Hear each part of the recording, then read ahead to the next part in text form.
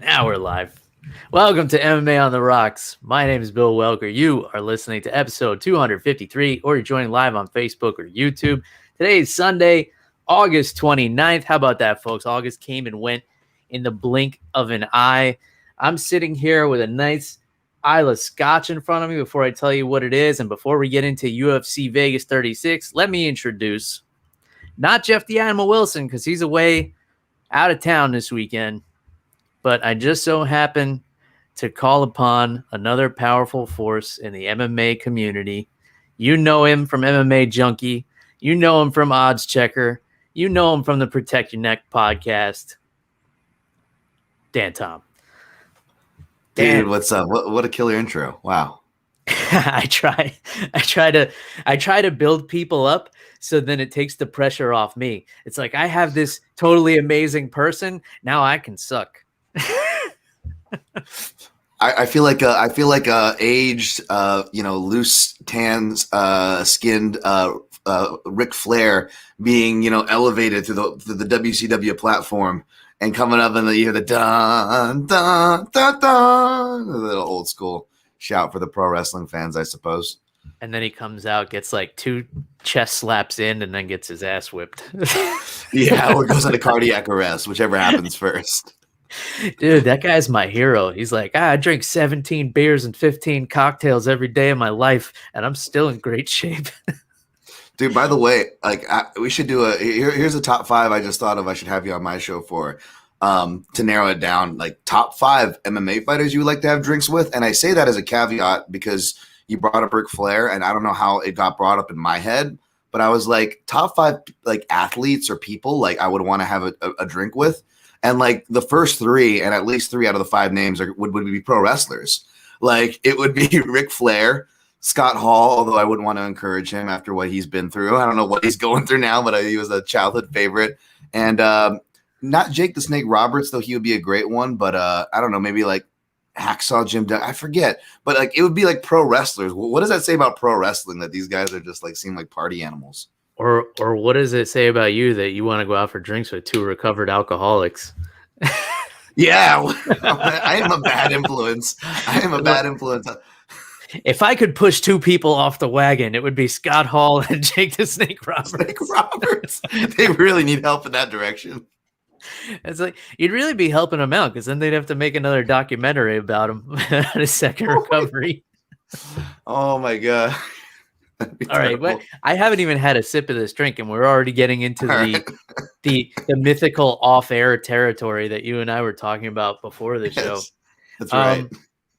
But in honor of you coming on, I chose to pour myself an Isla scotch because that's what you and I were drinking just a few short weeks or months or whenever it was. I was in Las Vegas, and you went out of your way to take me to a little spot off the strip for some scotch, and we drank some Oban 14 and some Lagavulin 16. So the Lagavulin comes from an island in Scotland called Islay, which is known for like the smoky, peaty stuff because it's a really damp area.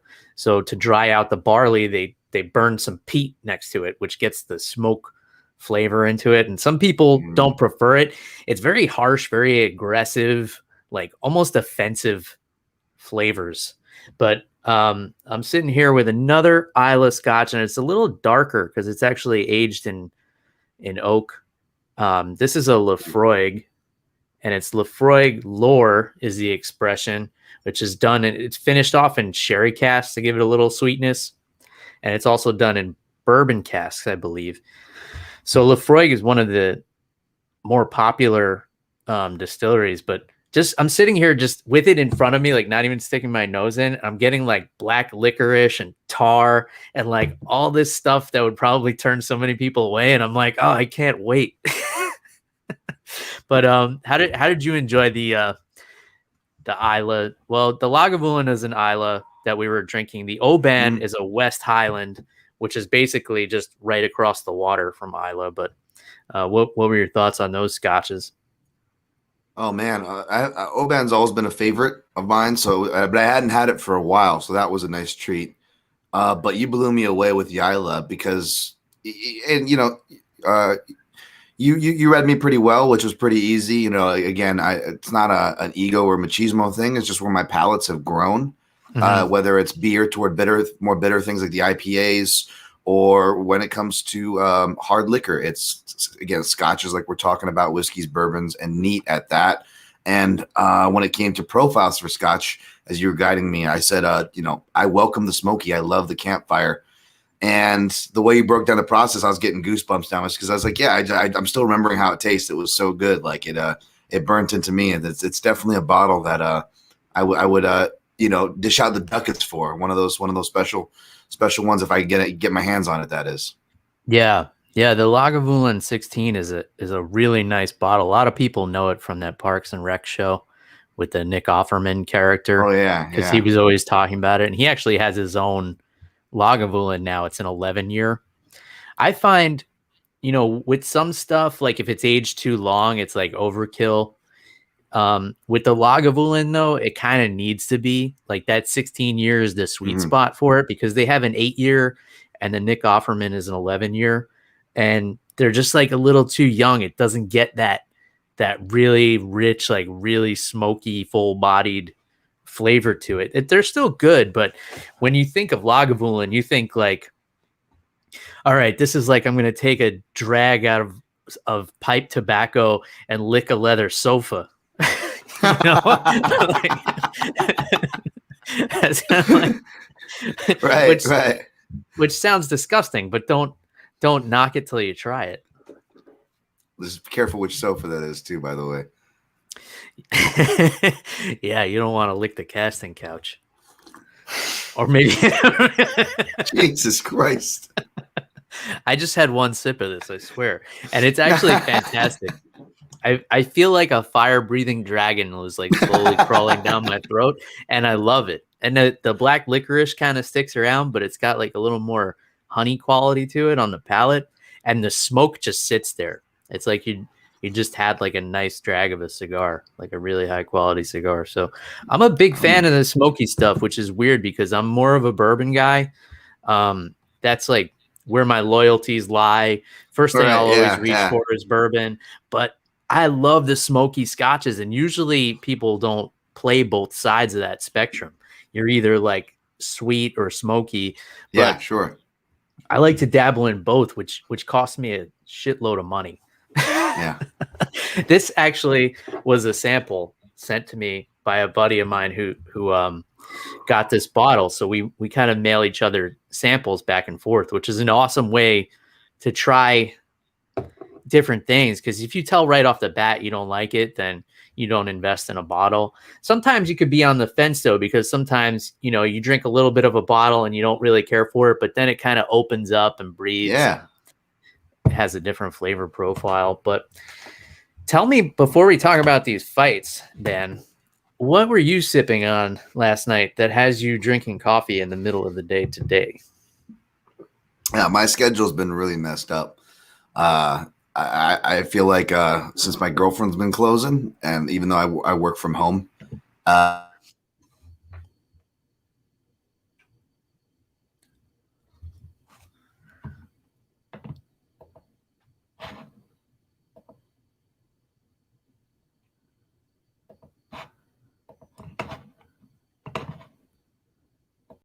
if I have a winning night, I'll break open like, the Woodford and above level of whiskey or Sorry. Can you hear me?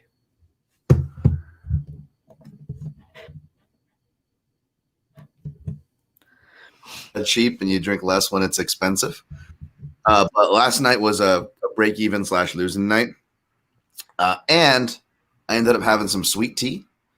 So I was like, well, bourbon goes good with sweet tea. And of course, I'm not going to put, the good stuff in the sweet tea. So I keep, which is still, not bad, but like I keep like a Buffalo Trace or Bullet. And that's what I'll like kind of empty into like, your sodas or your sweet teas. Mm-hmm. So it was Bullet bourbon.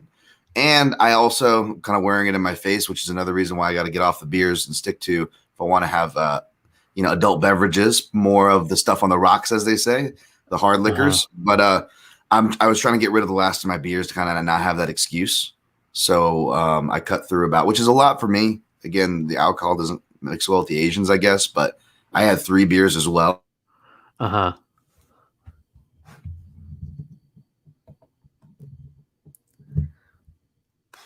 Pretty hefty for me last night. Yeah, it sounds like you're really putting it away. And then this with the sweet tea, when you combine sugar and alcohol, that really induces the hangovers because it dehydrates you quicker.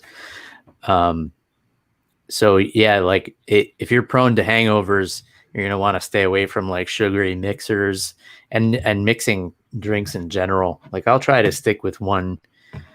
Like I'll go back and forth between different whiskeys, but I won't have like, wine and then whiskey and then a beer and. Yes, totally. Yeah. That's how usually I roll too. But I ran out of the beers, and then a sweet tea came with my meal for eating dinner after the fights over here on West Coast time, and I was just like, let's keep the party going. But when you wake up and that bottle of water is not that, like I thought I drank more of that water. When you woke up is a bad sign. I'm not hungover, just tired and still on the coffee. So I'm here though. I'm awake. You might be more so than me because I was texting you last night during these fights, man. I was struggling. I was torn between like, do I go to bed early and then try to watch it in the morning while my daughter's awake and up my butt, or do I just tough it out, stay up late, and then be miserable in the morning? Because she'll get me up at 6, like no matter what's going on, no matter what I did. She doesn't care that I was up until 1:45 watching Giga Chikadze and Edson Barboza throw down. Was 1:45. Yeah, man, it was rough because I was sitting outside watching. I was having a cigar last night, drinking a little Eagle Rare bourbon, which comes from Buffalo Trace Distillery. Hey. And by the way, I wouldn't put Buffalo Trace in soda. I'm not judging you for doing it, but it's hard to come by around here. Like it is like wow. It is a lower shelf, but it gets allocated in Florida. So they only get like so much, and then you can only buy a bottle at a time. And pretty much everything out of that distillery does. That's the only reason I wouldn't put it in soda, just because it's like, oh, this is precious gold now. It's good enough to drink neat, and I will drink it neat. But I will say, since I drank with you, and I barely ever drink with soda. By the way, it's just if I'm having like a soda comes with my meal, kind of a deal. Sure, I try not to. But so I mainly drink neat, and I remember you telling me something how it leaves over the next day. And Buffalo Trace didn't seem to fit that taste well. Whether I sprinkled a little bit of water or just kept it straight neat whiskey, after about 5 hours or so. Again, sometimes I might have a 1:45 and then the dogs wake me up early at like 6 or something. And I look at it and I'm like, wow, this is all murky. So I've been a little hesitant now with the Buffalo Trace. Is that normal? Oh, the Buffalo Trace did do that. Yeah. And I remember you telling me, so I was going to bring that up because I never thought about it. And I still will drink it neat, but I just was going to bring that up to you. Yeah. Usually you're safer with bourbon because bourbon is the most highly regulated spirit on the planet. It has like so many rules, especially if it's a bottled and bond bourbon. Like it has to go into a brand new barrel. Like nothing could have been in it before. It has to be aged for a minimum of 2 years. This is just to call it bourbon. And you can't, it's illegal to add any coloring or additives or anything like that. Scotch, on the other hand, is like the Wild West. They could throw caramel in it. They could throw fructose corn syrup, like all kinds of colorings, additives. Sometimes that's the stuff that tastes the best, but people will drink it and like, oh, I can't drink Scotch. It gives me horrible hangovers. It's like, well, are you drinking like a single malt that's like, and you know where it's sourced from and you're like, it's a good quality Scotch, or are you drinking a blend that you paid, $18.95 for at a gas station? But yeah, usually bourbon is the safest way to go because it's so highly regulated. It could have been, the humidity in your house or, there's a lot of things that that go into it. But I'd be curious to try it now. I have a bottle of Buffalo Trace here. I'll leave a little bit out of it. And I wasn't using I do have a whiskey glass like Bill has on screen, but I'm usually lazy and just kind of do a deep finger pour for a nightcap. Not every night, don't get me wrong, but that when I do that, it's like with a wider open glass. So I don't know if the air coming in makes it more susceptible to stuff too, and not in a whiskey glass. I don't know. Yeah, that could do it too. And then, yeah, these glasses are nice if you like whiskey neat. This is called the Glencairn nosing glass, and they're designed to like trap the scent at the top of the glass. So depending where you put your nose, at the top, right down into the middle, or at the bottom, you'll pick up different flavors in the nose. So these are like cool little glasses to kind of like test your palate and train your palate and stuff like that. Anyway, I could nerd out on whiskey for a long time, which is why I'm actually in the process of starting a new channel. I don't know if you know this, Dan, that's mostly dedicated to talking about whiskey. I will support it. Yes. Thank you, sir. It's going to be more like, there'll be a little bit of MMA content, but I want to put out some more like evergreen, like interview type stuff, just talking about drinks, over drinks, that sort of thing. So the creative's in the works for that. I'm expecting to put that out maybe end of September, hopefully. I'm starting to like slowly record content so I can, release it weekly without becoming an alcoholic. There you go. That's what's up. That's awesome, man. By the way, the segue reminded me of my favorite movie, maybe perhaps because we look like the characters in play. But Hans Gruber telling Chikadze in Die Hard, I could talk about men's fashion all day, but I'm afraid work must intrude. You got the beard and everything, man. You've got. We're ready to go. I feel like we gotta film a spinoff. Yeah, just don't shoot me. Yeah, just don't shoot me. Like at the end, don't count to 3, and that's how they said. That's how this interview ends. Now, tell me, do you consider Die Hard a Christmas movie? Yeah, but part of me, like, I don't want to die on that hill because I feel like that's become like a polarizing, weaponized argument that just takes away from OG Die Hard fans like myself. Perhaps you're also age appropriate, Bill. We can reference and enjoy a lot of the same stuff, I feel. Yeah, I never really, like, once it started getting debated on social media, like most things that get debated on social media, I'm like, who cares? But then I heard Bruce Willis speak on it, and he was like, Die Hard is not a Christmas movie. It's a fucking Bruce Willis movie. And I was like, well, case closed, I'd say. Like, if you want to watch it every Christmas, like, that's on you. To me, the quintessential Christmas movie is Christmas Vacation. I can't go a year. Oh, that's a classic. That's a classic one. Yeah. Christmas Vacation. That's definitely in the top 5. It's not even Christmas if I don't watch it. I haven't watched that one in a minute now. Now I got to review because that was a favorite one from my childhood and of the series. So I'm a big fan of Christmas Vacation. Wouldn't have hated the classic Christmas Story if you busted that out. That's always good. But yeah, I wouldn't, even as a diehard fan, I don't even know if I'd be hipster. Maybe I'd be hipster and put it like number 5. But again, I'm like you. I'm like, do we have to argue about this? Yeah, it's like, it's all, it's all subjective. But, some people love to argue about stuff. Like, I'm just not one of those people. Like, if you tell me 2 + 2 is 5, I'm like, great.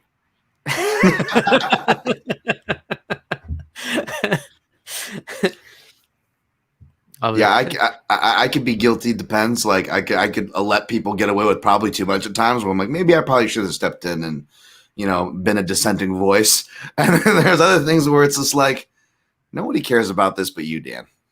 Yeah. Yeah. And then sometimes when I see people arguing about stuff, I'll like actually start typing a response and I'm like, wait a minute. I don't give a shit. Why am I doing this?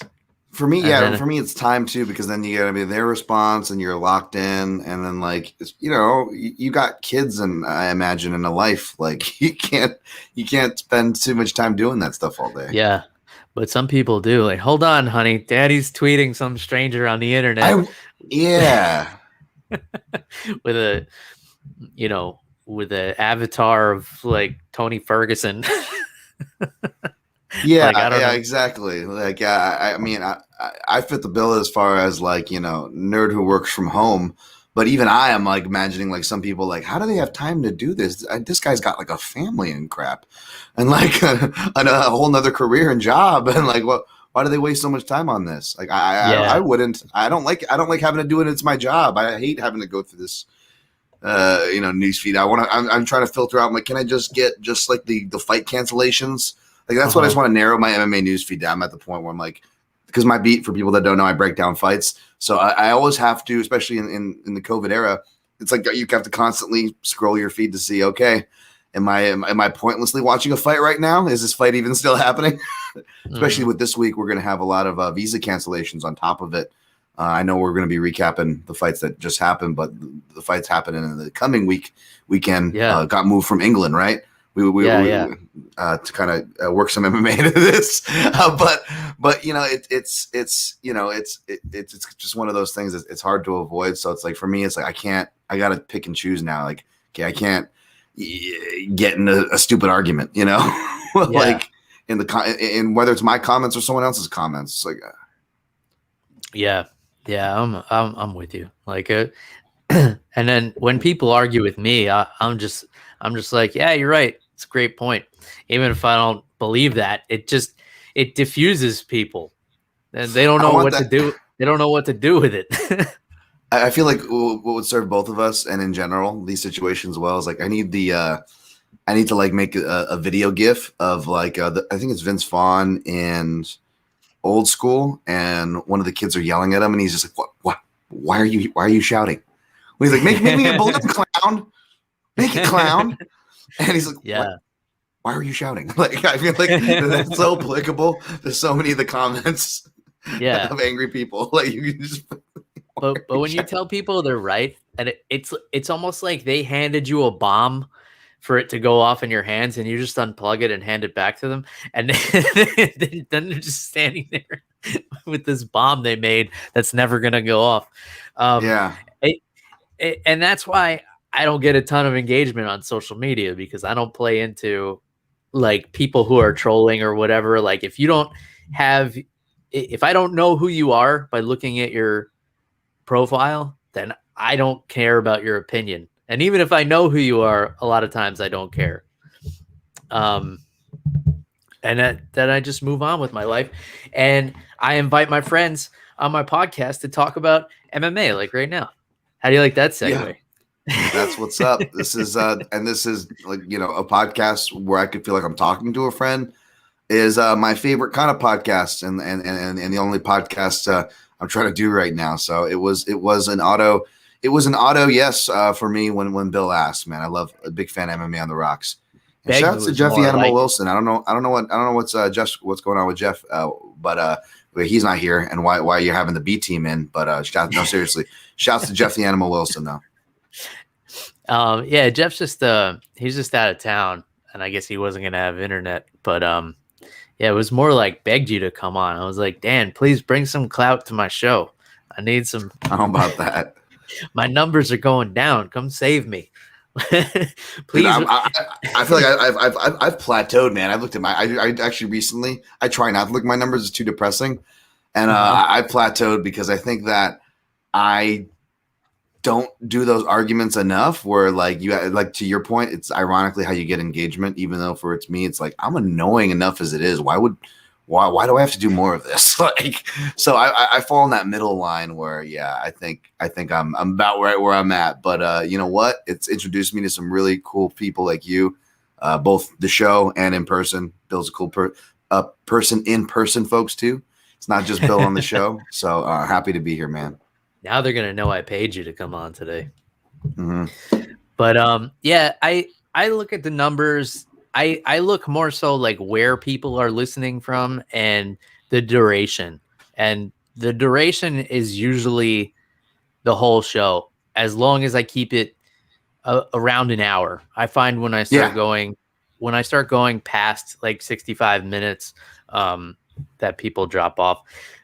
Or that's a good marker. And then I like see like we have people on here, like it's a small group, but we have people all over the world, which is cool. And you know what places are out there in the world, Dan, is the country of Georgia and the country of Brazil. Segue number 2 to UFC Vegas 36 or UFC on ESPN 30, I think. I don't know. The numbering. 35 and 30, yeah. 35 and 35 and 30. All UFC right. Vegas 35, UFC ESPN 30. I have the wrong thing in the episode description. Oh, well. It's all good. So I know, you know, from listening to your breakdown on the Protect Your Neck podcast, you were not too keen on Chikadze going into this. After his performance last night, what is your opinion on the man from Georgia? It's tough, man. I feel like I definitely gonna be eat crow here, but it's tough because it's like I feel like when you're wrong on somebody, you kind of have to like, okay, I get it. Okay, I'll praise the altar. I'm gonna get on my knees like everybody else. Praise the altar, Chikadze. But it's so tough because this is the first time where we really seen him against a top level opponent, and that the fight actually has gone. Because the only other time was only the fight before this that only went a minute against Cub Swanson. And I love Cub, but a less capable, much more older, much more past prime, much more smaller, etc. featherweight. So this was going to answer a lot of questions, and a lot of the stuff that I did say, I believe, was still proven right in that Chikadze, you know, the energy management wasn't great. He was in a 5-round fight, and he arguably went harder. Now it paid off, so hey, good on him on the gamble. But again, if you're trying to look at it critically and objectively, I wanted to see pace issues. I wanted to see improvements in grappling, which we'll get to. I wanted to see improvements in defense, which he showed. And even in my breakdown, and you know, I know I'm not the highest on him, but I was giving him more than credit as far as those defensive improvements that he showed. But they weren't like anything crazy. Like, of course, I watched his whole kickboxing career, and he only checks like 2 kicks. And I'm like, oh, this guy doesn't check kicks against Barboza. It's going to be bad. What does he do? He starts checking kicks right away. I'm like, of course he's going to check fluidly too. Look like an idiot. It's going to make me look like an idiot. It looked like he developed those kick checks over a whole career of kickboxing. Yeah, and then of course everybody's gonna be in the comment like, see, I told you, even though like they never had evidence, even though the devil's advocates' voices are just repeating the same tired stuff that's been regurgitated through commentary that does affect our psyche, folks. And that's always just super annoying, and it's like, and commentators will say this too. They're like, oh, this guy doesn't do this, and then he does it, and they're like, of course he's gonna do that. It's like they call it commentator's curse, where you say something and then the person, even they have no history through their whole career of doing that, they start doing it. But the thing was, I would still argue that Barboza was the better kicker. It was a knee to the body and mainly punches from finishing to throughout the fight that was working for Chikadze, because Barboza too himself was checking. Not only was he checking, he showed how to get rid of the Giga kick, where he brings the leg check to the body and he pairs it with the head. Because the thing about the Giga kick is he throws it with such jank to the liver that the jank kind of hides the question mark kick, so he can double threat to the head and body, which is what makes it dangerous and hard to read. Barboza kind of making that Muay Thai wall connecting knee to elbow, and he took it away, which is not the craziest thing in the world. Again, it's just one of those things that I don't know, Bill, maybe you can weigh in as a I know Muay Thai as well, but also as a grappling centric guy as well. With some wrestling and submission strengths and background. But I feel like it's disproportionate. Like, I feel like when a guy goes for just high percentage woo, as far as like leg locks or submissions, that person will get fans, but it's not as much as the strikers. And that person will always get 10-1 way more criticism. Whereas you got a guy like Chikadze throwing axe kicks that never hit.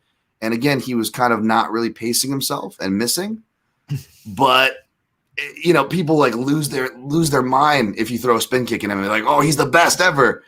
And but I would still argue that like Barboza actually outkicked him in the contest. But Barboza, for whatever reason, and again, this is credit to Chikadze, he is so freaking, and I did say this in my breakdown to my credit, he is so strong, Bill. He is so athletic. And he does recover even when he does get tired, that we saw that all he needed was that 45 seconds, and he came out blazing round 3. and essentially just blitzed Barboza, who when Barboza was actually pressuring, checking, countering, he won round 2. And it looked like he was going to trend to win the fight. Something still wasn't right with Barboza, and props to Chikadze because he blitzed him. He showed some ground, even though it wasn't the smartest thing, right? Like we look at it and we're like, oh, look, he showed a Darce to an anaconda chain off. Like, yeah, but he also followed the fighter to the floor and he didn't pay for it like Jamal Emmers did to Pat Sabatini, which we'll get to. But if he did, we might not be praising Chikadze going for that. So I still want to see more. I know I'm ranting here. I still want to see more, but it was just a weird performance from both guys. Like, it was the win conditions for Barboza, like a lot of analysts pointed out. But Chikadze still, to his credit, he blows away all the expectations, man. His offense is so potent. Yeah. And, that'll benefit him until, people stop underestimating him. And then it's like, oh, well, we kind of have to pay attention to this guy. You hit on a lot of great points there. And I wouldn't call it a rant. I think you just were on a roll of great points. And I want to try and I think I had 3 I wanted to address. So the high block that's used in Muay Thai, where you connect the elbow, bring the knee to the elbow, it's super effective because you protect from your head all the way down, to the calves. So like even those calf kicks are kind of mitigated by that. The reason it's used more in Muay Thai and not MMA is because you're taking your leg so high off the ground and you're connecting your arm. So if somebody fakes the kick and shoots a takedown, you don't have half of your body to defend that takedown. So if they snatch that single, they could just, scoop your leg up and dump you.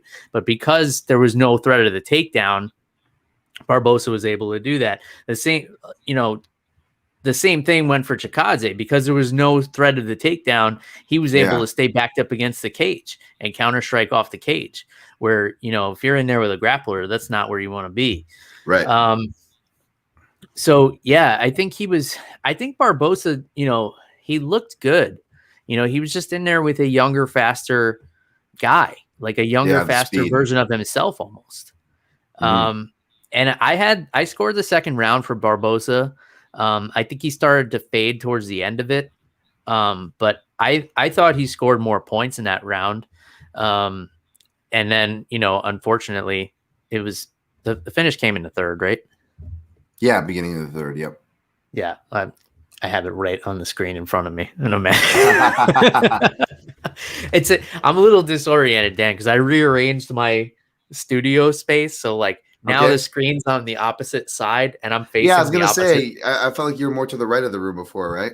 Yeah, I flipped everything around because I put like an actual TV on the wall so I can like watch the fights and do live stuff sometimes. Nice.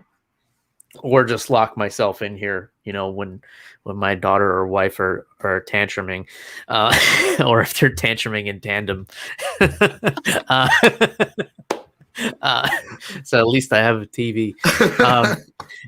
No, but the real reason is I started setting up like the space for the other show I'm working on. But let's see, where was I going to go with this?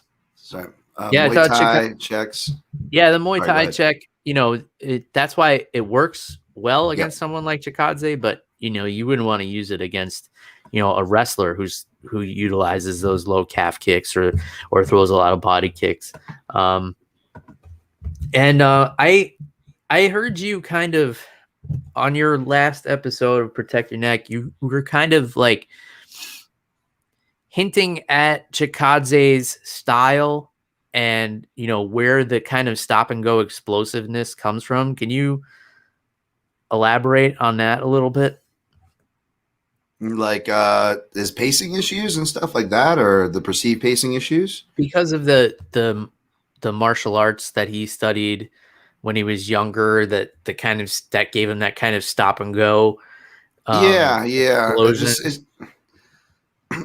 just kind of like I use the word just jank just because it's just it's maybe not more descriptive, but it kind of explains a lot of that movement, that it's not just being fast, which like you touched on. I think that was a big thing too, is that I didn't think Chikadze was slow, and I just wasn't sure that he was going to be faster than Barboza, which he was. I think that really messed him up.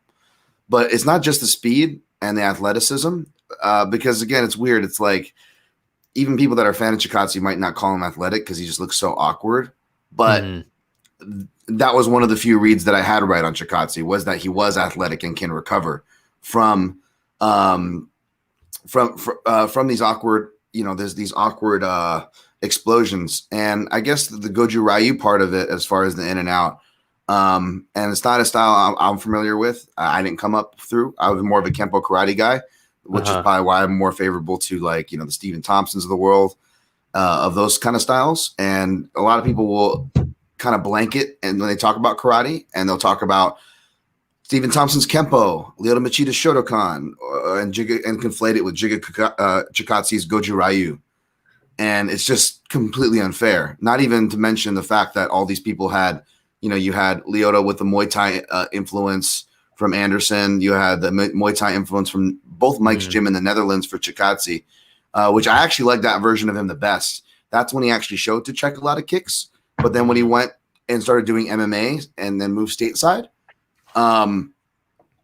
we just didn't see him doing a lot of it. And even like guys like Kelvin Gastelum and other fighters, they don't exactly check kicks well. And Cordero can, but kind of like what we saw with Dwayne Ludwig is, just because the coach is great, knows what he's talking about, has done it, can do it at a high level, they don't necessarily coach how they fight.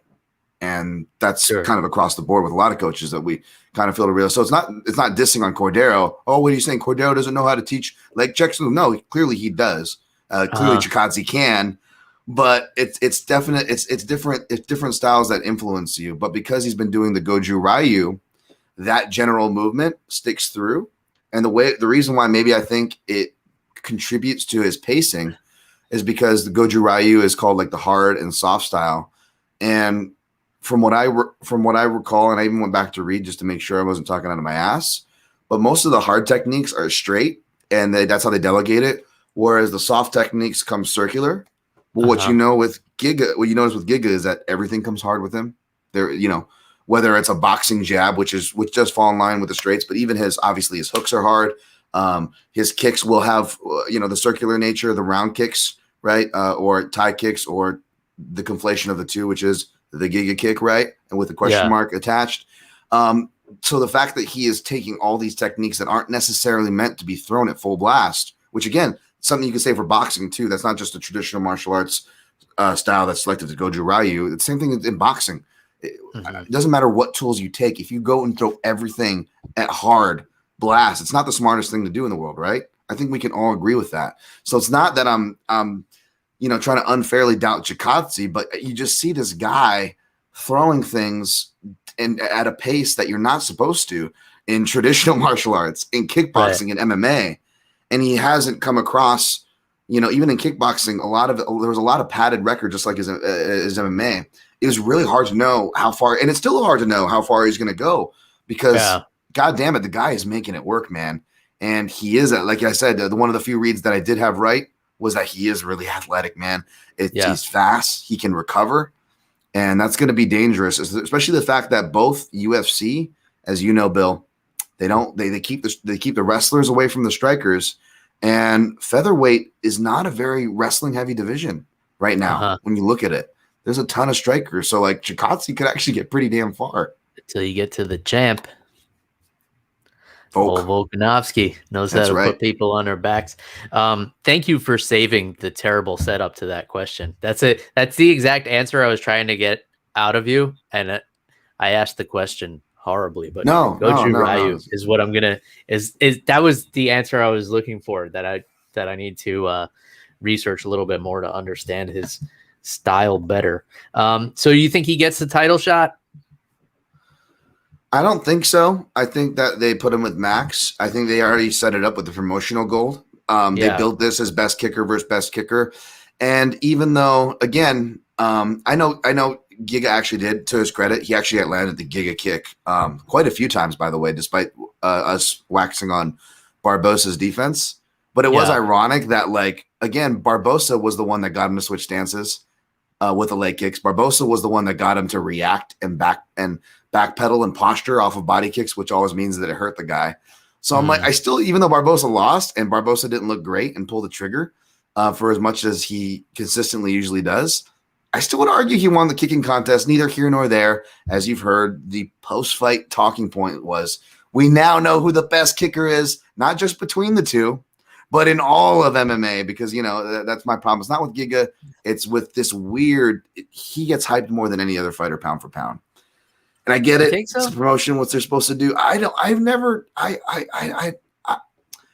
know, man. I don't even think Khabib got hyped this hard and he didn't actually, because Khabib had to beat how many guys before the UFC even started getting behind him. Again, it's the difference between grapplers and strikers and how they're treated. This is kind of, I mean, good point, and not like Khabib didn't deserve the push, but I always he did absolutely. I go from the business perspective. Like, Khabib was a little bit of a nightmare for them, like pulling out of fights and taking time off and injuries, and I think that's why they always hesitated to give him the push. I mean, that's just how I kind of rationalize it. And like, and now you see, like, now that he's retired, he's got like diarrhea of the mouth, and maybe he's always kind of had these opinions, which is why they didn't put as many microphones in front of him to give him those spots. Like, we can't give this guy a push, and then he's saying that ring girls are useless. We can't. Yeah, true. No, I'm not. Yeah, sure. Yeah.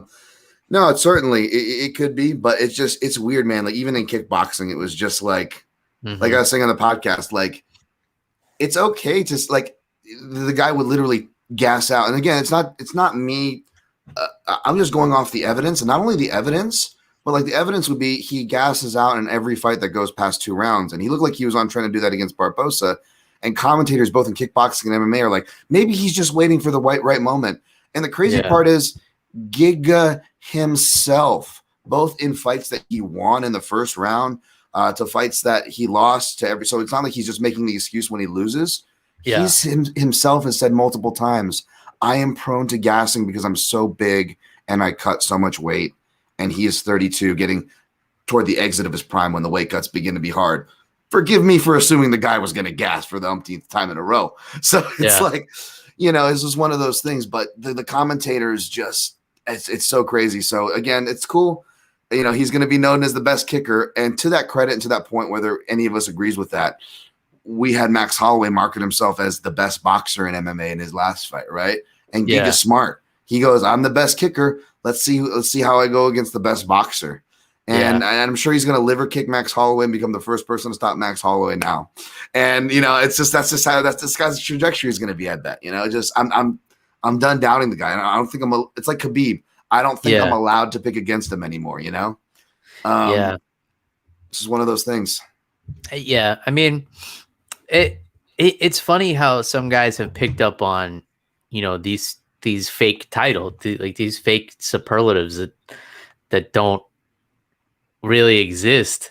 And it's like if some baseball player came out and he's like, I've got more walks than anybody in the league. I'm the walk king. I walk the fuck out of that first base. Yeah. I just put my bat down and start walking over there. I'm the walkingest motherfucker on the Atlanta Braves. If that's even still a team. I don't even know if that's still a team. Anyway, focus. All right. I don't want to get too into the tough guys.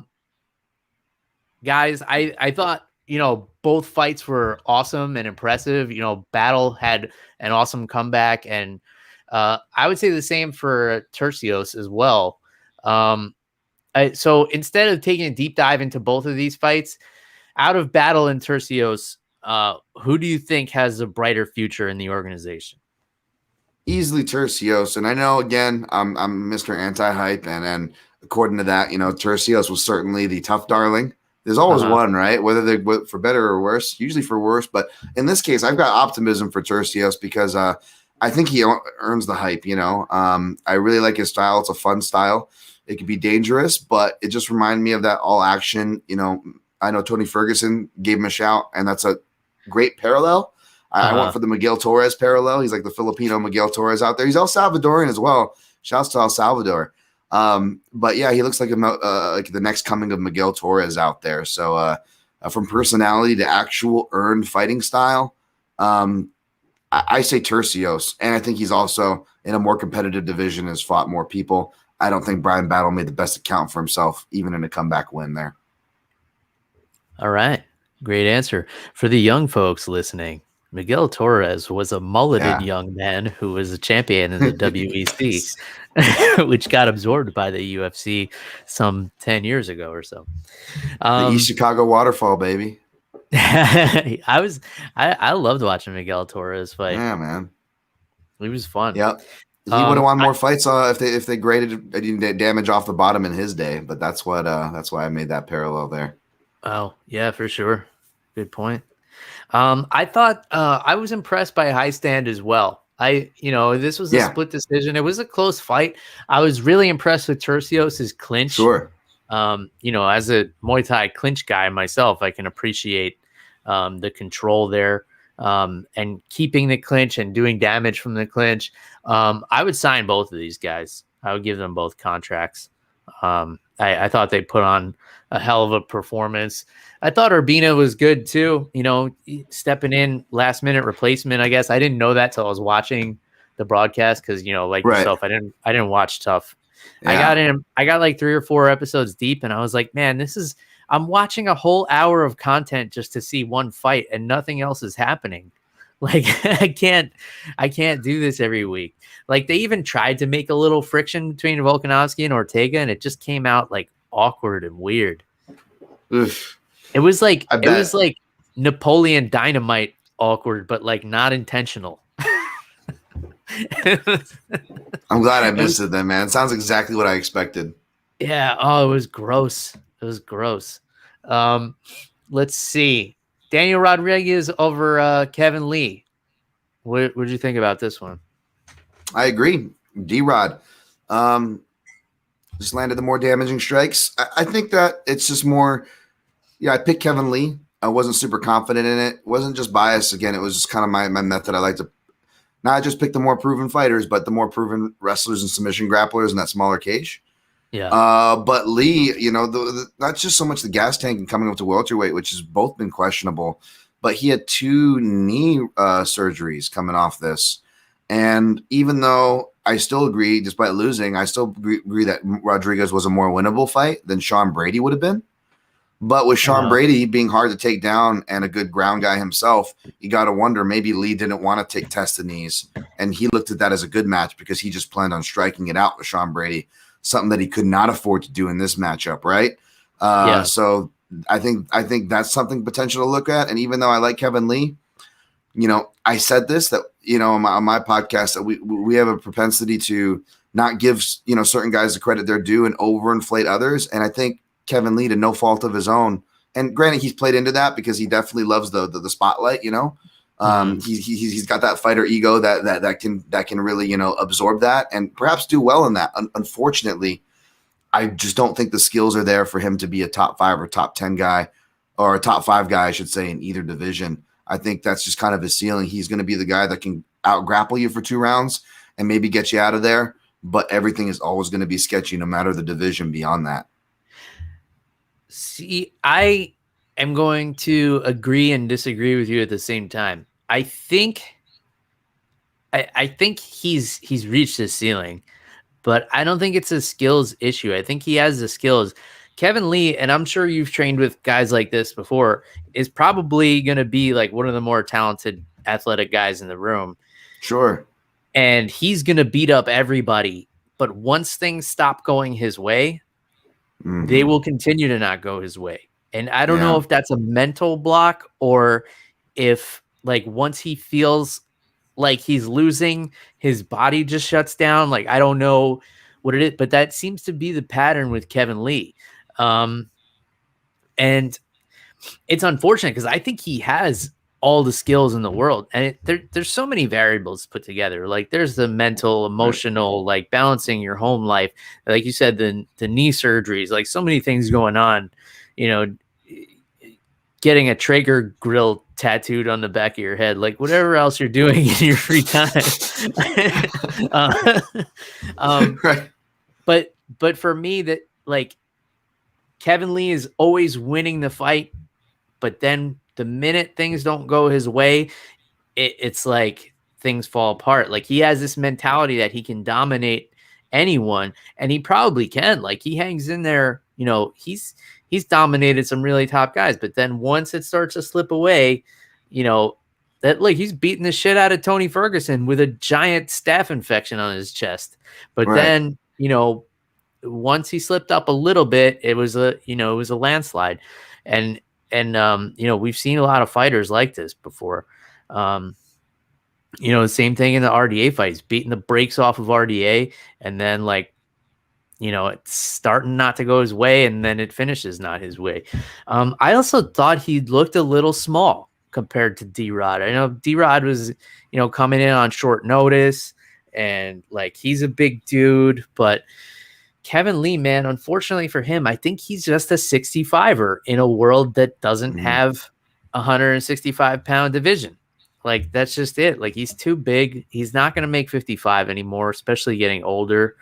And 70 is just a little bit undersized. Like, that his wrestling is great, but, get in there with, like, Gilbert Burns and, Colby Covington, Kamaru Usman, like, take your pick at the top of this division. Like, good luck wrestling those guys when even if they have 5 pounds on you, like, structurally. Yeah, no, totally. I agree with what you say. I think you said it better than me, because I think that you're right. The mental definitely plays in there, and I hate to do that or armchair psychoanalyze, but I feel like there's some really clear assumptions you can make with Lee from not just the performance, but even the interviews heading into it. I didn't like the way it sounded, like to the point where I almost wanted to change my pick.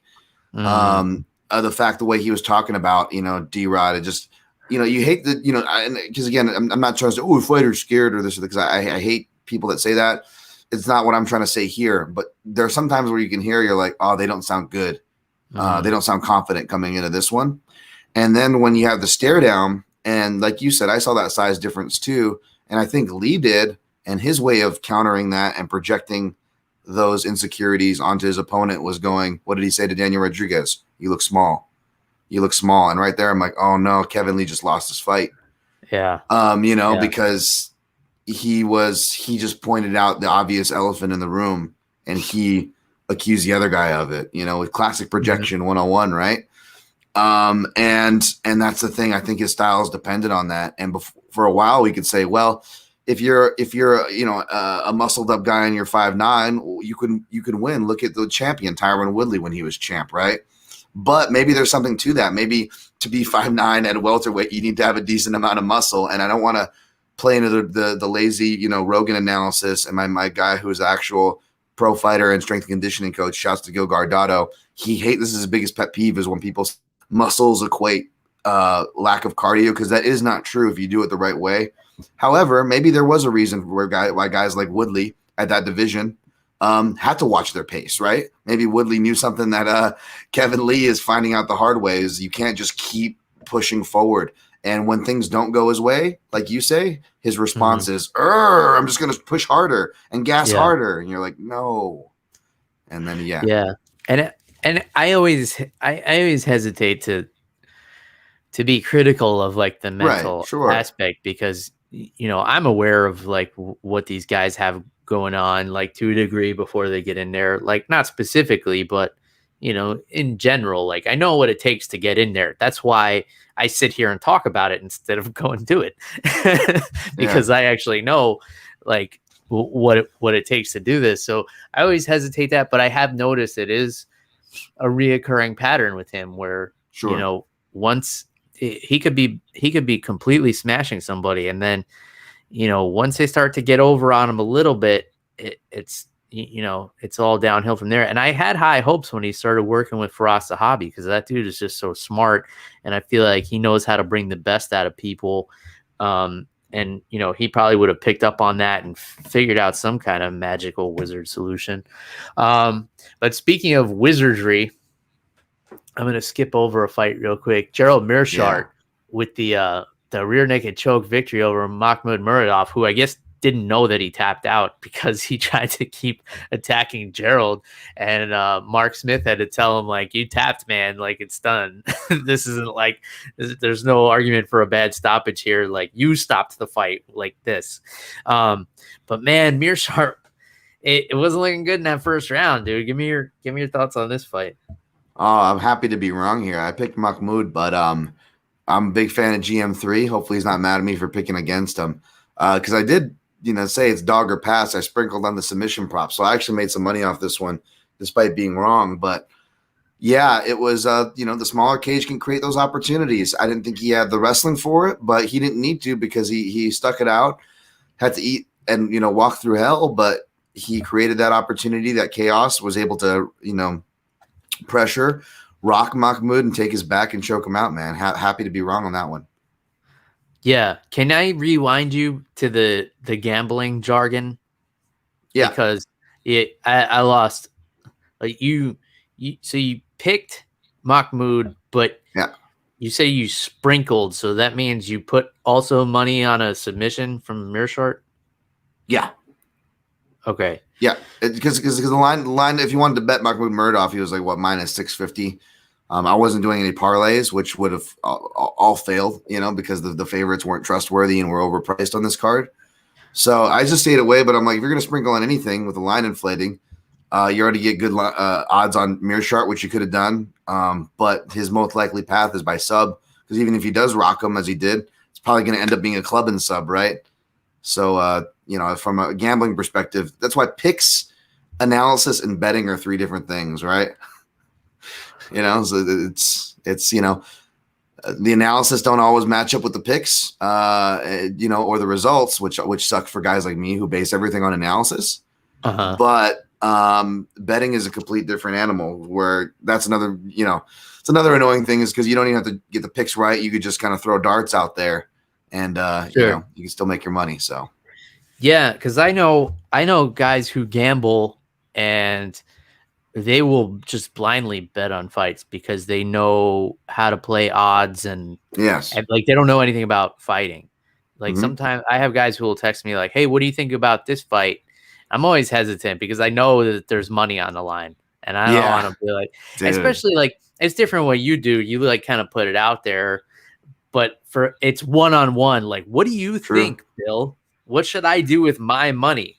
Like, I get that too, and that it's pressure, man. It's ridiculous pressure. Yeah, for sure. Put it in the bank. Put it in your mattress. Put it anywhere but an online betting site based on my fucking opinion. That's what I say. Yeah, I remember Brad Tavares made a couple $1,000 bet once off of a dog I took. And it was not a confident pick. So it was like something that I maybe put like, $30 to $50 on maybe myself. Yeah. It's nothing.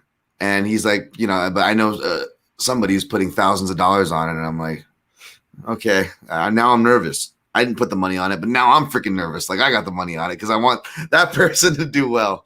So I know what you mean. Yeah. Yeah. Yeah. It's pressure, man. Like, And then I see like, fighters that I'm friends with, they tell me about like, people message me like, I lost $1,000 because of you. It's like, well, fuck off. Like if I had won, were you going to send me any of the money? Which exactly, I know some people do. Like some people will tip fighters if they win a big Props bet. To you guys.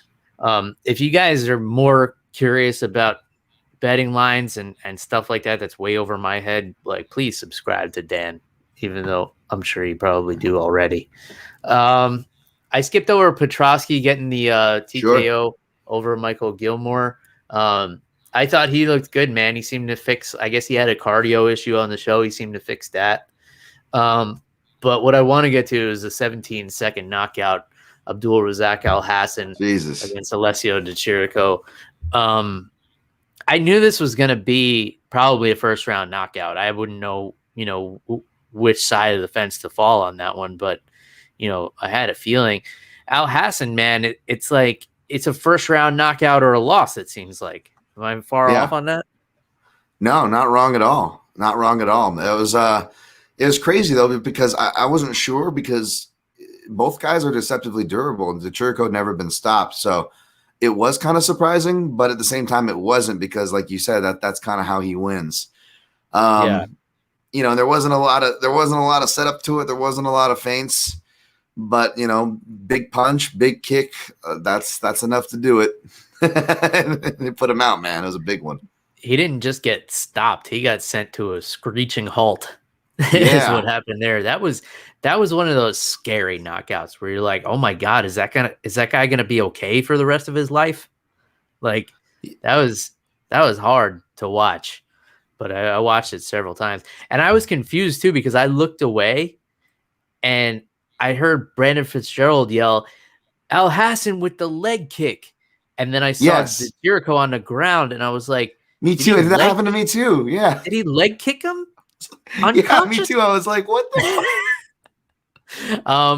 I get it, like I would probably, if I couldn't do professional broadcasting. That's why I do it here in my house with a bottle of hard liquor next to me, because I would shout out some like ridiculous shit too. I remember the famous Mike Goldberg line where he's like, he was doing the play-by-play. He's like, leg kick to the body.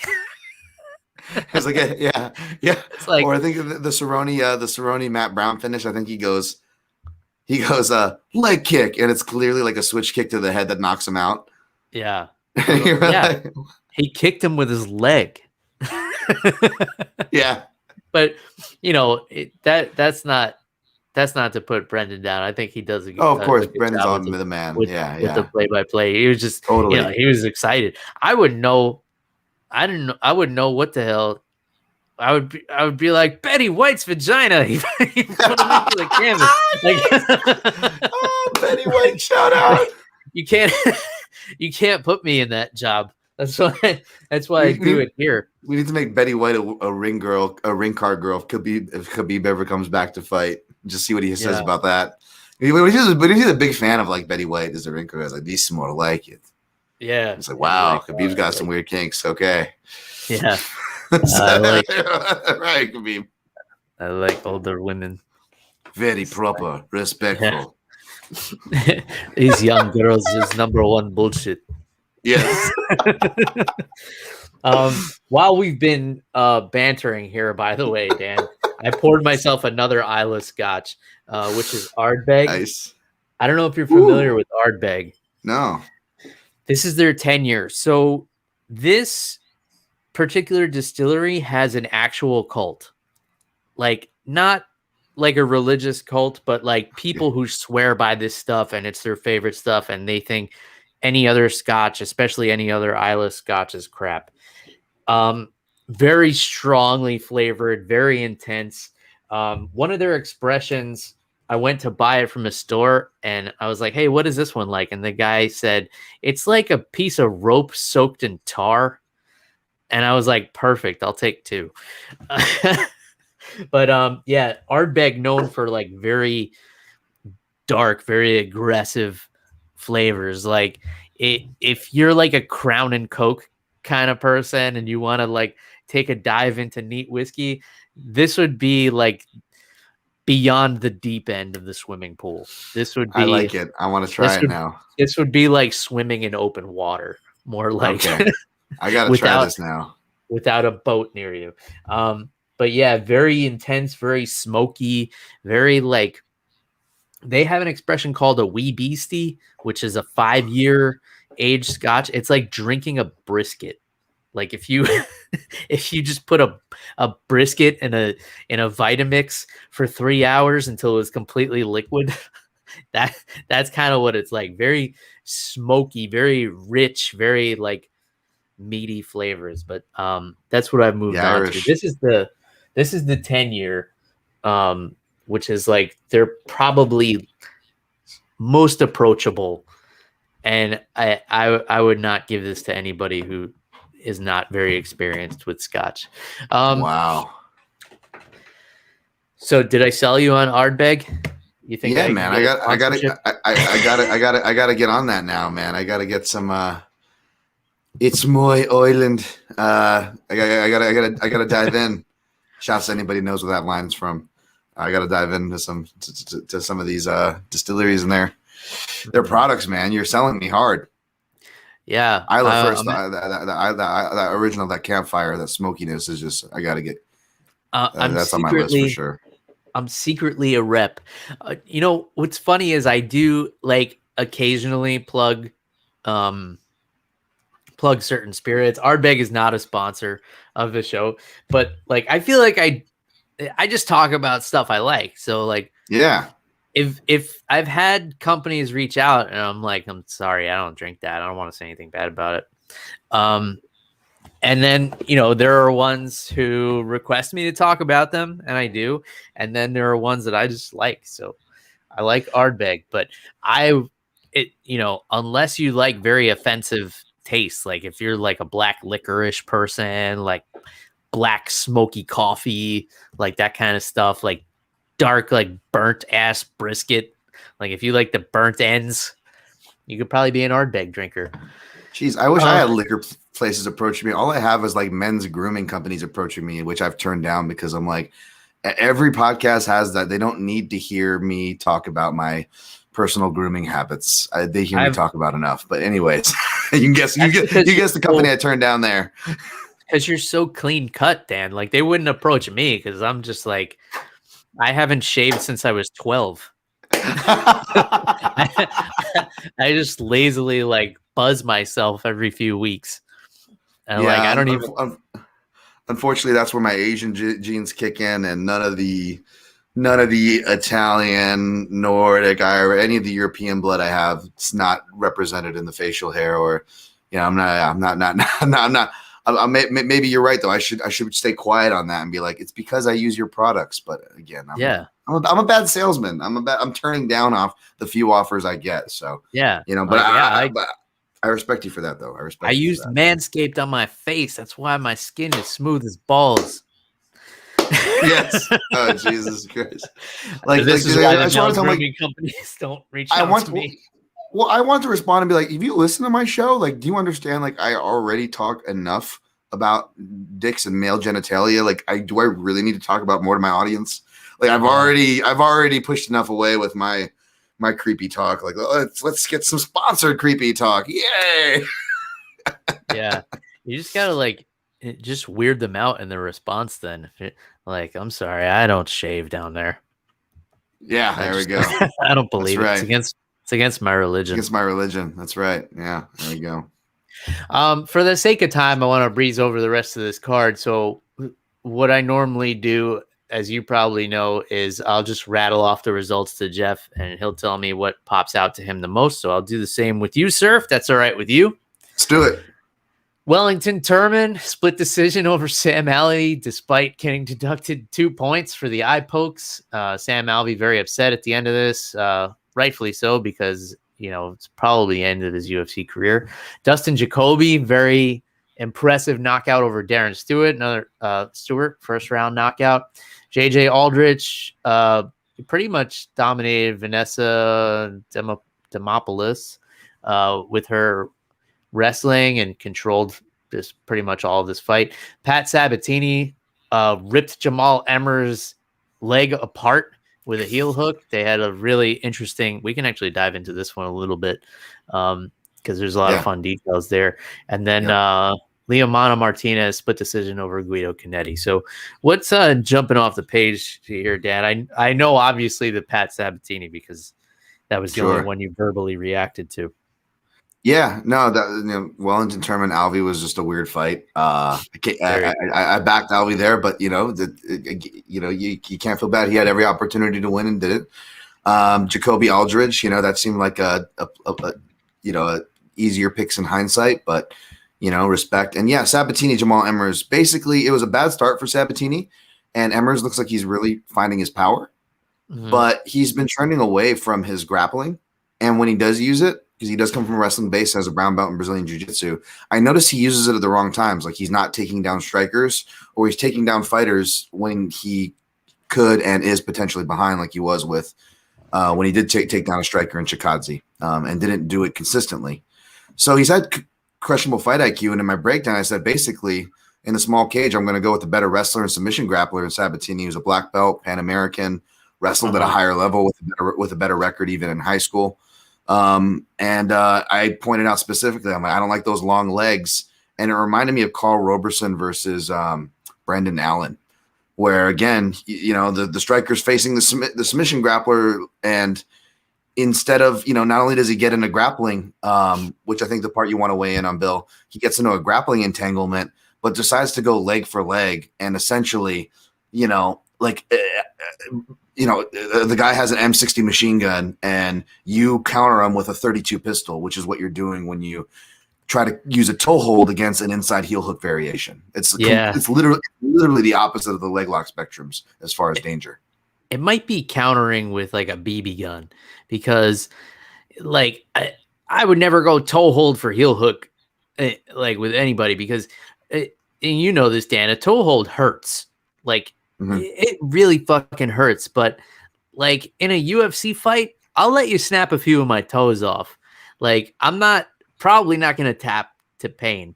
A heel hook is going to do like actual long-term damage to your body, which is what we saw here. Sabatini cranked the shit out of it. If Emmers is lucky, it might just be like a tendon sprain. That's best case, but he probably tore something. You could tell by the way he reacted, like something is badly torn in that knee. And that's the danger with heel hooks, man. That's the reason, like, a lot of gyms don't even teach them. A lot of jiu-jitsu competitions don't allow them in the gi. They don't allow them until you're like purple belt, brown belt level. There's so many restrictions because of scenarios like this. If everybody were responsible, it wouldn't be that big of a deal, because, you know when you have it. Like if I'm rolling, I know when I have a heel hook. I don't even necessarily need somebody to tap. Like I know I have this. If they don't want to tap and they're fighting, like I'll just let it go. Like, all right, whatever, you win. It's just like I was talking about earlier. Like I'm not going to argue with you. Yep. Yeah, that's what I do too. Yeah. I know I got it. If you don't know that I had it, then that's going to be your fault when you go with somebody who's not as nice as me. Yes. and they rip your leg apart. But yeah, it's just one of those things that it's dangerous, man. So I get it too. Like if he's got a hold of that toe, and a heel hook, for those of you who don't know, like it doesn't hurt until it's too late. Yes. Yeah. That's the rule with heel hooks. Like you have to know when somebody has the grip locked up, and you have to tap before. And Emmers didn't do that. I don't know if he wasn't aware or if he's just a tough son of a bitch. Because like he let Sabatini crank that thing, and I hope he's okay. I hope he's all right too. And he did this camp at Team Alpha Male, so there's a lot of grapplers there. A great camp to get ready for a guy like Sabatini. Yeah. But just that fight IQ is troubling, and it's more troubling because again he's coming off of he was one of the only fighters coming off of a year layoff, and he gets injured the worst coming out of this card. So that's another year. He's, this long-time prospect, but he's in his early 30s now, I believe. So it's not like he's like a young kid. And like Lee, who we saw had to come back at welterweight, when you lose your knees, and unlike Lee, who actually has a lot of like musculature to help support some of those joints, like when you have a bad MCL, certain things that you just can't fix, even in today's age. You need stability from other areas. And Jamal Emmers has some skinny legs, and he cuts a ton of weight to the point where I before this fight, I already thought he wasn't long for 155. So not only is he going to be coming off another layoff, but I wouldn't be surprised to see Emmers come back at 155 now. And now does he lean away from his wrestling and grappling even worse because, you're not doing the road work. Maybe you're not as confident in your level changes. So it sucks for him, man. Yeah. Man, I just hope his leg's okay, because me too. Yeah, you never want to see that. Yeah, you never want to see that, but it's just it's a hard lesson to learn. And these fighters, I know they don't want to tap and certain things, but it's just like then treat the urgency. Like you said with the heel hook, you have to be more than any other submission or attack. The urgency that's required is right from the get-go and right away. You can't let yourself get in that deep, and you have to have an urgency to be fighting your grips and positions. Yeah.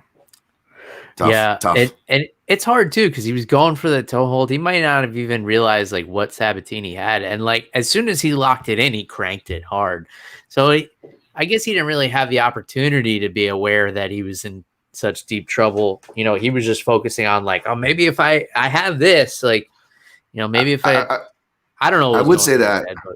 Well, I would say that, but Sabatini was aware because there was a point where Sabatini, he literally like he's working on heels and he sees Jamal take his toe hold, and you see Sabatini literally look over his shoulder and go, "Oh, cool," and you see relief going, "Sweet, he's staying with me. I have time to work." Yeah, you stay out like a dad trying to keep his kid busy. Like, perfect. The kid is occupied. Now I get to work, and you see him take his time to find what he likes, and then just cranks it. So keep playing with those matches, son. Yeah, I don't think Jamal realized it, obviously, like you said, but Sabatini had, you could see, you go back and watch, Sabatini had all the time in the world. He was happy. Like, oh, great, cool. For sure. And Mark Fellows, who has been with us the entire time, is asking if my TV is mounted on the ceiling. It may as well be. I realize I put it up a little bit high because I have a couch on the other side that's like further back in the room. So I wanted it to be like, I could, like look up from the couch. But now I'm like, when I have to look at something on the screen, I look like the intro to the Brady Bunch, where I'm like looking at Marsha up there. Nice reference. Nice reference. I know what you mean. I got lucky with mine. I got to mount mine straight here, and then I have a couch over here that when my mom comes over, she'll post up with the dogs in here. This will be their room, and they'll kind of chill when I'm not using this office. So nice. Yeah. So we got lucky in that regard. Multifunctional space. Like luckily this space is only for this purpose, like where I keep my good whiskey for when people come over that I don't want to share it with. I can just like keep it up here, like, all right, here's the Jim Beam and like all this stuff. Like if people come over who like appreciate whiskey, I'm like, hey, come on upstairs, let's crack open the good stuff. But you know, my downstairs bar is where like that's the white belt bar, you know. that's where I'm bringing you for when people are like, do you have any Coca-Cola? I'm like, all right, I got something you can put in that. But if people are like, hey, have you ever heard of Ardbeg? I'm like, come on upstairs. By the way, Mark, I was not criticizing Volkanovski earlier because Mark commented earlier, like, how could you not like Volkanovski? I was criticizing the way that they tried to force drama between the two of them for the sake of the show. All right, so I am too. I think people forget how damn good he is because of those last Holloway fights, which, you know, especially the last one, I scored it for Max. I thought, you know, the judges got it wrong. But I still think Volkanovski is a badass. Like, I wouldn't take anything away from him. Yeah. Well, I guess I would take something away from him. I'd take that victory away from him. It was a close one, but I agree, man. Volk doesn't get his respect, and he's legit. Like, I'll put it this way: like, I was comparing some fighters if I wanted to make any not direct parallels, but like just some offshoot parallel for this video project I'm working on.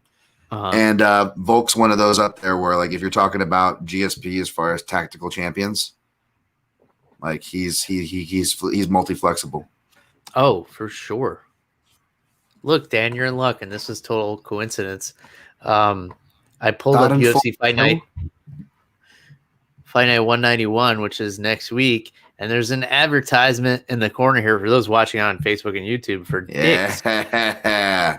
So if you guys didn't listen to Dan's last episode of the Protect Your Neck podcast, it got very phallic, like very early on, and then it lasted.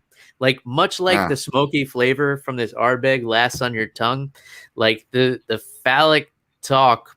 Can you just explain to me real quick, Dan, your philosophy on sexualizing men in the MMA space to counterbalance all the sexualization of women? You nailed it, and thanks for not mentioning, Sly Stallone, who may have gotten scatological in his appearance. But yes, I believe you got to balance out the, it's not just in this space in general. You know, the ladies have to deal with a lot. You know, they have to deal with us. And with that, you know, they get, you know, they still get sexualized a lot, and that's a whole running theme. And I'm definitely not one to tackle it, but I can sympathize and acknowledge some struggles, right? And doesn't hurt to do that. So I was like, why not just counter it? You know, I could still be, you know, my weird, edgy self and whatnot. I don't have to, you know, police myself per se, but I can also be sensitive and maybe still in my own weird way, fight the good fight. And, you know, all these dudes, you know, sexualizing the women. Let's reverse it. Let's do it to the guys a little bit, you know, and then also shouts to the reason why I love your show is because you don't take it too seriously. Another show, the MMA Analysis, they don't take themselves too seriously, and they'll do what they call hog analysis there. So it's kind of a shout to friends in the space as well. And yeah, we will just, you know, like I did a top 5 thick fighters with my guy, Ben Cohn from the Fight Site, for example. We just talked about like fighters, you know, thick physiques and what that probably entailed, and, you know, their buttocks and how that entailed to punching power. And we make all these crazy connections. It's fun. Yeah. I mean, you know, the mind goes wherever it goes. That's just, you can't have control over that. So, you know, if sexualizing the men is, whether it's a personal preference, Dan, or whether it's a crusade to counter the sexualization of women, I support it. You know, that's why I listen to your show. For this, I don't gamble, but I like listening to people talk who do gamble, like yourself, about it, because it's almost like, you know, watching extreme sports that I would never do. Like, oh man, that guy's jumping out of an airplane with a snowboard on his feet. That's pretty fucking awesome. I would never do that, but I'll watch him do it. Like, oh, that guy's emptying his bank account to bet on Edson Barboza. Like, I would never do that, but I'll watch this guy do it. Well, I mean, look at Thick Willie. He's a perfect example because it translates to the analysis, right? Like, look at that guy. We talk about how thick he is, and then he knocks the dude out with just an arm throw. William Knight. Yeah, William Knight. Yeah, that's right. William Knight, Thick Willie. I do like the nickname Thick Willie. It's amazing, isn't it? I feel perfect. Like so there's only a few degrees of separation between him and I, because he's a New England guy, City of Tong, which I am trained under the City of Tong lineage, so we have some mutual contacts. So I may have to get Thick Willie on the show. I hate interviewing fighters. It's not like I have my guys that I know that will be good on the show, but sure. For the most part, I avoid it. I just like, you know, keeping it fun. I hate to like, so how did you prepare for this fight? What do you think went wrong in your last fight? And who do you want to fight next? And like, how is your weight cut? And like, that stuff's not for me. I know what you mean, man. Anyway, sidetracked because of the dick sponsorship. Yeah.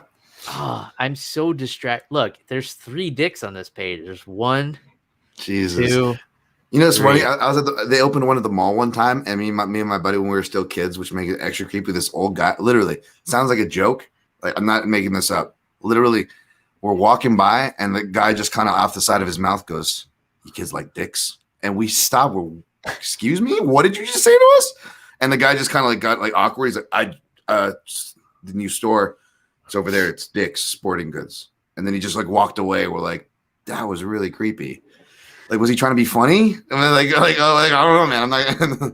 And that's the brilliance in the icebreaker. Yeah, where you have, you know, you say something off color, and then you have you kind of read the reaction, you read the room, and then you have your out. You know, couldn't they just? Like, I know, but I still feel like it would have been easier and still just as funny if they just gave the guy maybe like a sign that said "Dicks" with an arrow. You know, a lot of opportunities there. Why couldn't they just call it Richards, like Richards Sporting Goods? Like, yeah, right. I think they knew what they were doing. Like, come on down to Dick's and play with our balls. Yeah. This is. Yeah, I don't think they get away with that kind of marketing, but. So now, well, yeah. All right, let's circle after the Dicks. Yeah. Yeah, which I'm surprised is still a store, especially with like online shopping and everything. But Yeah. And, pandemic, I imagine, like, really impacted sporting goods stores, like, because that's where people go and, like, you look at things in person and touch, Yeah. like, tennis rackets or whatever you're looking to buy. But now you just buy all that stuff online. All right. So after prefacing, like, starting the show talking about how, like, oh, never go over 65 minutes, here we are at an hour 25. And we still have next week to talk about, Dan, which you were telling me, so people know what they come here for. They don't come here for news. Like somebody texted me last night and they were like, didn't you say that this was going to be the last card at the Apex? And I was like, yeah. And they're like, the next 5 fight cards are scheduled at the Apex. I'm like, oops. Like, sorry, you don't come here for facts. Like, I just say things sometimes. And there's no validity. Like sometimes my technical analysis, like, yeah, I've been training martial arts forever. Like I do know what I'm talking about there to a degree, but like sometimes I just say shit because it sounds good. I don't blame you, man. I lose track of these numbers too, to be honest. So, but this next fight, you were telling me, my point that I was getting at is like you have to stay on top of this stuff because you're professional. Like this is what you do. And you have to be like on the beat and like knowing when fights are canceled. And you were telling me there's going to be passport issues with this fight because it was moved. Yeah, a bunch of English fighters who probably were on this card to begin with because there hasn't been a Fight Island card and they haven't been able to get to the U.S. So now they're having to adjust on the fly and go to the U.S. where, as we're finding out, many of them can't go to the U.S. So I'm afraid to like look at some of these fights because I don't know which ones are happening. Hopefully the fallout will be sorted by like Monday or Tuesday. But as of this Sunday, we're still in the hot zone as far as you see a across the pond name from Europe. Don't count on it just yet. So that's like half the names on this. Yeah. Of course, we got. I had a buddy hit me up with like 3 bets on Saturdays. Like, I didn't bet this card. All my bets are for next week. And then I looked at it and I'm like, within like 24 hours of that text, all of his bets were off. Can you bet like whether or not a fight will get canceled? Is that a thing, like a prop you can bet on? No, No. That would be funny though in this age. It feels like it should be, but yeah, no. Yeah, I mean, like, could be, especially you're looking at, you got the main event fighter and Darren Till is coming from England. So Derek Brunson, Darren Till, the main event. I think this is an awesome fight. I think this is really fun. Darren Till, I think with a win here, with the built-in heat he has with Adesanya, I think, you could throw that fight together. That's what I was hoping that the coaches of the Ultimate Fighter was going to be. It was Darren Till and Israel Adesanya, just because I feel like they would have had, like, I would have watched that whole season. That would have been much better, but I just think a lot of it was, again, Ultimate filling content machine. And it was a canceled fight that ended up getting Ortega and Volk the role because they were in town. And it probably would have been a pain in the butt to get another Kiwi and then someone else from another different part of the world over and quarantined and all that stuff. But I agree. Sure. I think they would have been way better of a choice. This fight's interesting though because Darren Till still doesn't have a win streak, and they want him to be a title challenger so bad, Yeah. And I feel like he's got a big spoiler in front of him in Derek Brunson, especially that he's having to do not just extra travel, but stressful travel, right? As if travel for fights isn't stressful enough. But now these people are having to do last minute visas, last minute different things. Darren Till doesn't cut as much weight to go to middleweight, but he still cuts a decent amount of weight. And now he's got to go to the smaller cage against a wrestler. Mm-hmm. So that's going to be interesting. Yeah, I don't know, which I would hate to be someone like you who has to like make a pick. Because I can't, my thing is like, I look at a fight like this and I can give you the path to victory for both guys. And 85, 90% of the time I could call it right. Like this guy's going to win like this, or this guy's going to win like this. And like I kind of balanced it out that way. Every now and then there's a shocker. Like Darren Till submits Derek Brunson. Like, oh shit, who saw that coming? Right. Totally. But going over the rest of this card, I'm just gonna read out a couple for you, and then the only picks we do on this show is the sleeper fight. So like the fight that nobody's talking about that you think is going to be a showstopper. So I'll throw a couple at you. You can pick one of those, or you can, pick another one that you think will be an outstanding fight. The co-main event, obviously, young up-and-coming heavyweight Tom Aspinall, who's coming from England, so who knows where this is going to go, against a last-minute replacement, I guess, in Sergey Spivak. But that should be a fun heavyweight fight. Then we got David Zawada, Alex Morano, Khalil Roundtree, and Modestas Bukauskas. Should be a fun fight. We got Paddy Pimblett making his UFC debut finally against Luigi Vendramini. Ariane Lipsky against the undefeated Mandy Baum. Molly McCann against Ji Yeon Kim. And then for me, one that sticks out is Jonathan Martinez against Marcelo Rojo. Yeah. Jonathan Martinez is just one of these guys that like I think is just an awesome talent. He's like super technically advanced for like where he is in his career. But what's jumping off the page for you, Dan? I was going to agree with that one. A big fan of Jonathan Martinez, and Marcelo Rojo, from what I remember, is a pressuring action fighter. So that'll be a fun fight. And again, just like all these UFC cards that are weak, they put all their best cards on the bottom, which does not make any sense. It's like, let me water down this watered down product even more. Because you got Charles Jourdain and Julian Erosa, who should be putting on a banger down there as well. But again, what's the common thread here? These are lighter weight fighters, which still get, unfairly maligned. So, yeah, I don't get it. But the best fights, once again, will be on the undercard next week, it looks like. Maybe. Who knows? Who knows what this card's going to look like? The main event's interesting, obviously, but it's weird. They're putting like heavyweights and heavier non-proven guys who kind of gas and are sloppy and not the most technical.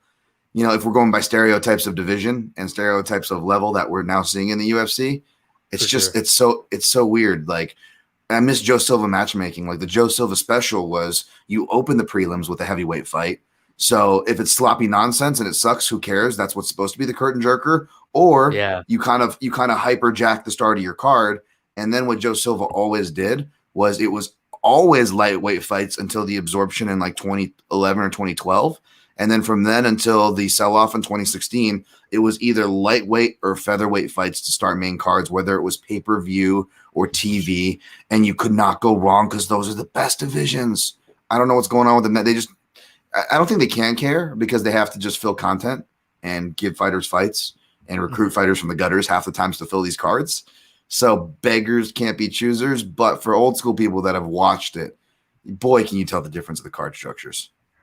Yeah, for sure. I mean, just devil's advocate, like back then too, like before they acquired WEC and Strikeforce and all that stuff, there weren't as many cards. So you kind of be a little more artisanal with the arrangement. I miss that. Yeah, I miss that. Yeah, now it's like, oh shit, we got 600 something fighters. We've got a card we've got 50 weeks out of the year pretty much. Like let's this. Like you get a lot quicker decision making now. But I do agree that Joe Silva, he was an artist with the card structures.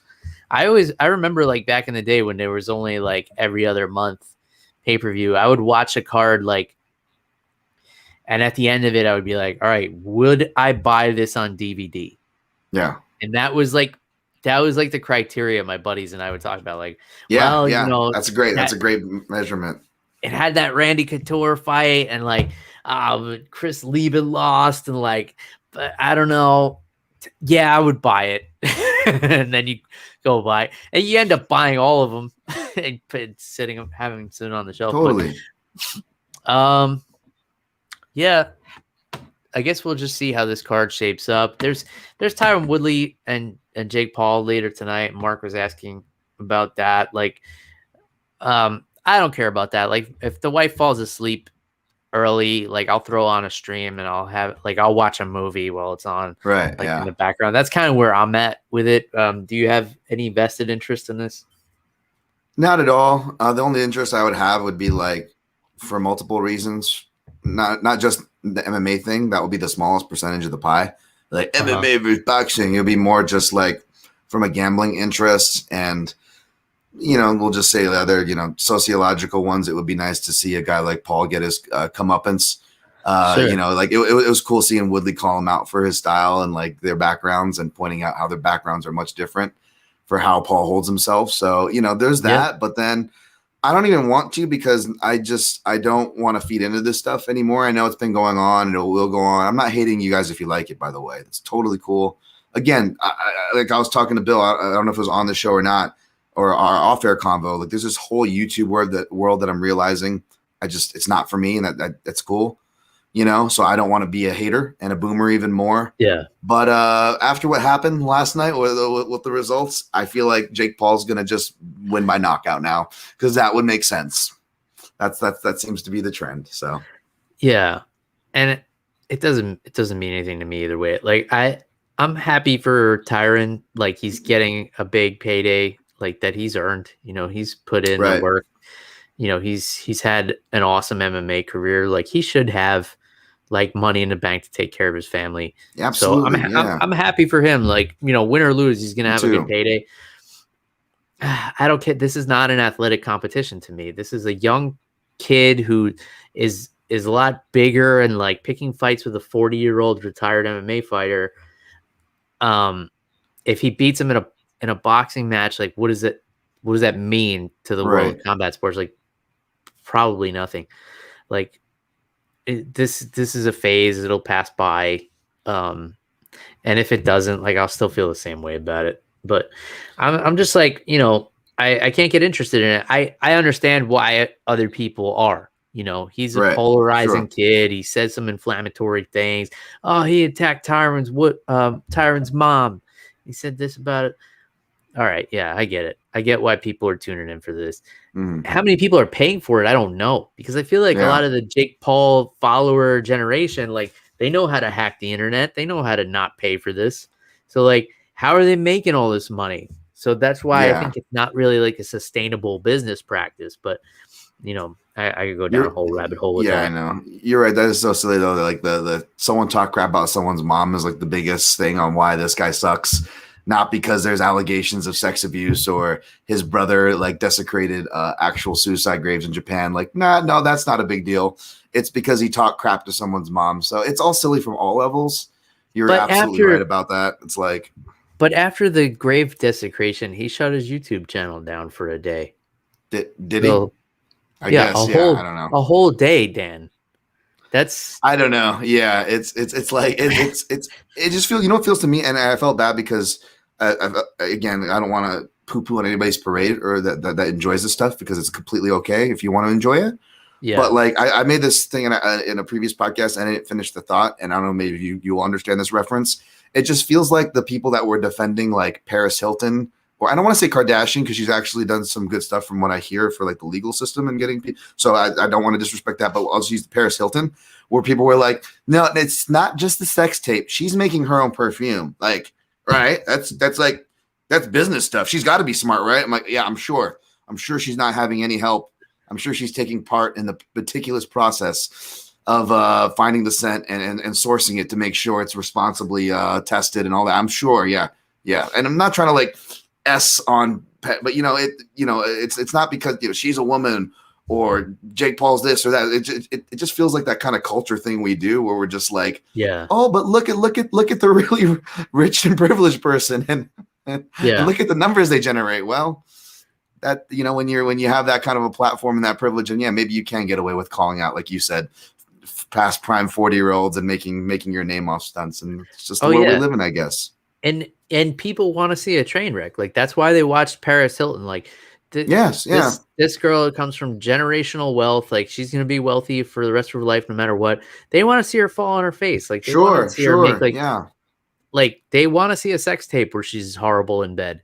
Like that's appealing. Just like they want to see Jake Paul get knocked out just for being like, some dude who's found success for doing whatever he does on the internet, like they probably want to see him be horrible in bed too. I just realized that even if Jake Paul gets knocked the F out, that we still haven't saved ourselves from the sex tape portion of his career. That's still coming, isn't it? Oh yeah. Oh, no. I see what you did there, though. It's still coming. Jake Paul. That's going to be the name of it. Jake Paul, still coming. I might have been knocked out, but I'm still coming. You know, with his attempt to hide his receding hairline, I think that maybe that would be on his list of things to make sure he can prove to people too. So yeah, I think he's got a real investment in that. So it's coming, folks. Pardon the pun. Maybe he'll make a sex tape with Floyd Mayweather, who can still go the distance. I would love it just because of both of their attitudes probably toward that. It would just make that much more even hilarious. With cameos from Thick Willie and D-Rod. That's right, D-Rod. Give him the rod. D-Rod. Show him prison style, baby. All right. So that's where he got his nickname. He was in prison. He got the nickname D-Rod. I don't know any more information than that. You can connect the dots as you will, Bill. Well, his name's Daniel Rodriguez. Sure, if you want to do the non-fun way. Maybe he changed his name in prison. Like his name was like Daniel Smith. That's like, nope. That's some reverse psychology. That'll keep the dudes away from you. Just lean into it and be like, what are you known for? What's his nickname? They call him D-Rod. I am not approaching him in the showers. Yeah, we can't call you D Smith. That doesn't explain all these anuses you stretched out. Oh my god. Oh my. I can't. This is why you guys can never hear the name D-Rod now without thinking of our disgusting conversations about it. So there you go. I mean, yeah, you're welcome, folks. I didn't think much of it until I was listening to your show last week, but now I won't be able to think of it any other way. So, Dan, thank you for filling in as the co-host this week for Jeff, who may never come back. Well,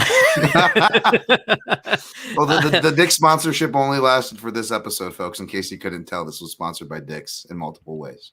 Yeah. Hey, Dick's, reach out to us if you want to sponsor the show. I'd rather be sponsored by Ardbeg, to be honest. They could pay me half as much. They could just pay me in Ardbeg. So and that'll do. But Dan, I know I've been kind of plugging you as we've gone along here, but where can the folks seek you out if they have enjoyed your presence on this show, as I'm sure they have? The easiest place, I think I got my name here, at Dan Tom MMA on Twitter.